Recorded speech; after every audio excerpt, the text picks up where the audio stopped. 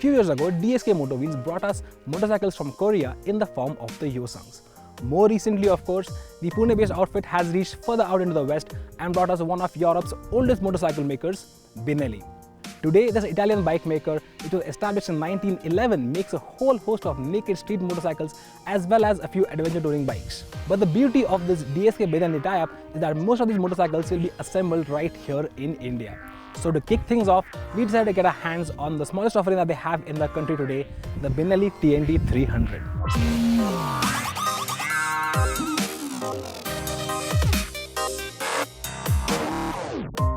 The TNT 300, called the BN302 internationally, is DSK Benelli's most affordable offering in India. On a visual front, it packs typical naked street bike styling, which immediately strikes you as handsome thanks to the chiseled fuel tank, the muscular tank extensions, and even that beefy tail section. The real visual treat that the TNT 300 brings to the table is a whole bunch of little details that add a lot of zing to the overall design. Simple things such as the foot peg design, detailing on the side of the crankcase, the LED tail light and the LED indicators, and even the red stitching on the seat do well to remind you of the Italian nature of this motorcycle, even though it gets manufactured in China. Now, there are many things to like about the design of the TNT 300. My favorite bit is this exposed trellis frame as well as the side mounted shock absorber. And also the bike is full of small little details everywhere. I think it's a very good looking motorcycle. Powering the TNT 300 is a 300cc liquid-cooled parallel twin motor that makes 38 PS of peak power that comes in at a fairly high 10,000 RPM, while its peak torque of 27.4 Nm comes in at an almost equally high 9,000 RPM. Sending drive to the rear wheel is a close ratio 6-speed gearbox, which is an absolute delight to operate whether shifting up or down.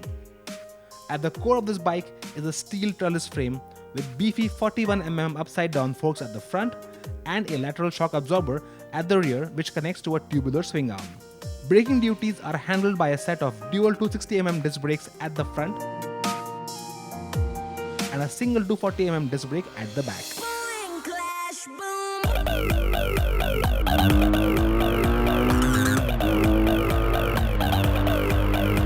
Even though the TNT 300 sports a fairly powerful motor for its segment, it's the bike's rather bulky 185 kg dry weight that makes it slightly sluggish in terms of outright acceleration.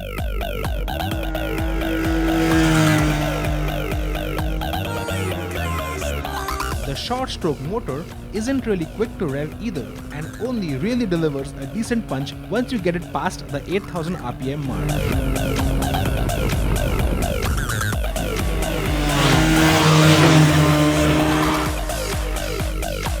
Thanks to this, the run from 0 to 100 km per hour comes up in a rather paltry 8.8 seconds, but the TNT 300 will eventually scream its way to a decent top speed of just over 155 km per hour. However, this motor's real party piece is its phenomenal tractability, which allows you to ride the bike at speeds of as low as 35 km per hour in 6th gear. Now the TNT 300, it's a very comfortable bike. But a good handler?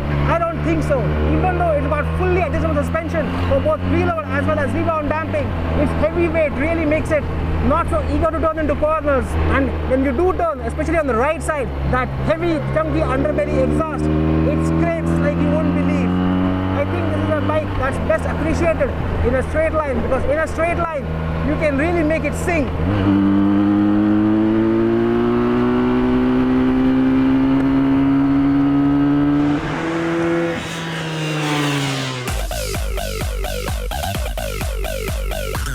As for the brakes, even though the TNT 300 doesn't come with ABS, they are quite progressive and provide good feel, bringing this lumbering beast to a stop without much drama.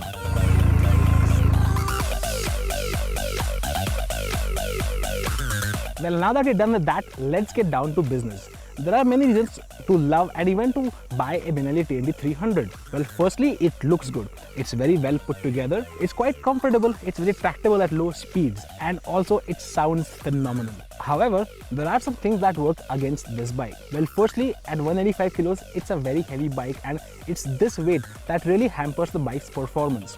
But the biggest chink in this bike's armor is, I think I can hear it coming right now.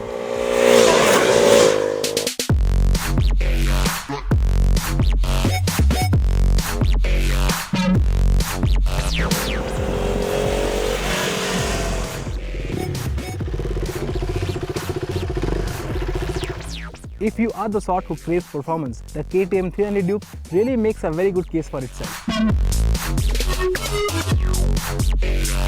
The KTM 390 Duke was launched in 2013 and it completely changed the way we looked at made in India bikes after that. Bringing with it international styling, tons of power and a phenomenal handling package, the 390 Duke has easily become their favorite motorcycle for those who live on sport riding thrills every weekend. But that's enough talk. Let's put these two bikes head to head and find out what's what.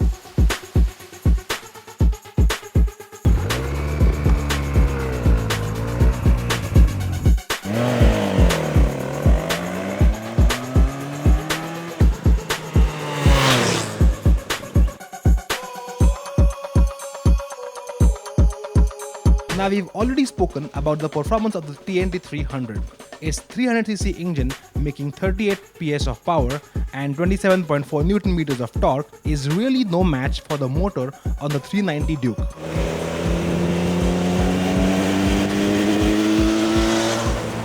It might only be a single cylinder unit as compared to the Benelli's parallel twin, but it packs a higher displacement of 373cc and makes a lot more power and torque as well. 43.5 PS of power and 35 Nm of torque to be precise. When you factor in the Duke's ultra-low dry weight of just 139 kilos, you're looking at a ridiculous power-to-weight ratio of 313 PS per ton. Heavier TNT can only manage 205 PS per ton. So in outright acceleration, the Duke has the TNT totally outclassed, making the dash from 0 to 100 km per hour in just over 5 seconds.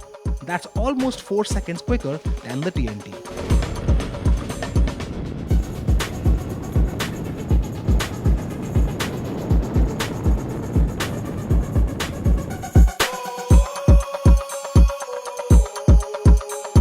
And it's not just in a straight line where the Duke outperforms the TNT.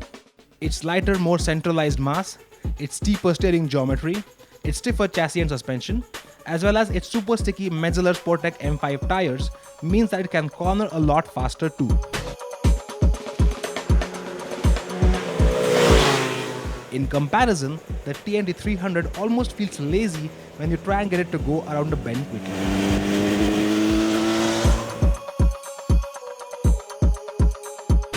Now, as we have seen in matters of performance, obviously the 390 Duke is leagues ahead of the Benelli TNT 300.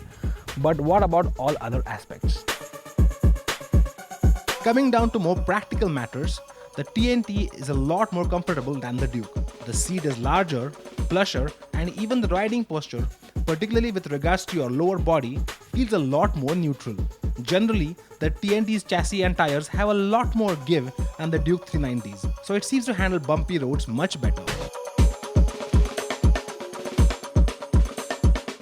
Also, at 16 liters, the fuel tank is significantly larger than the Duke's miserly 10-liter unit. And considering that both bikes give about the same mileage, approximately 25 km per liter, you're looking at a 60% improvement in range if you take the TNT touring. Then there's a difference in power delivery. The 390 is absolutely crackerjack all the time and simply does not like any sort of slow speed riding in high gears. It prefers high revs and lots of speed, making city riding a pain. The TNT on the other hand offers tremendous tractability and the bike feels absolutely composed even at crawling traffic speeds. In terms of equipment levels though, is the Duke 390 which gets an advantage thanks to its fantastic dual-channel anti-lock brake system and a slipper clutch from the 2015 model onwards. The TNT offers adjustable suspension at both ends, but that's about it. When it comes to the unquantifiable factors, I think the TNT 300 looks a little bit better than the Duke 390. It's also a lot better put together as compared to this bike. But then it should be, because at rupees 2.83 lakhs ex-showroom Delhi, the TNT 300 is almost 1 lakh rupees more expensive than the Duke 390. At rupees 1.9 lakh ex-showroom, not only is the Duke 390 cheaper to buy than the TNT, but also because it's made in India, it's also a lot cheaper to repair and to maintain. So where does that leave us with these two motorcycles? Well, on the one hand, with the TNT 300, you get refinement, practical practicality, comfort, and that lovely exhaust note. On the other hand, with the Duke 390, you have a great value for money package and also an absolute hooligan approach to motorcycling. It really is a case of different strokes for different folks. So, which one would I choose?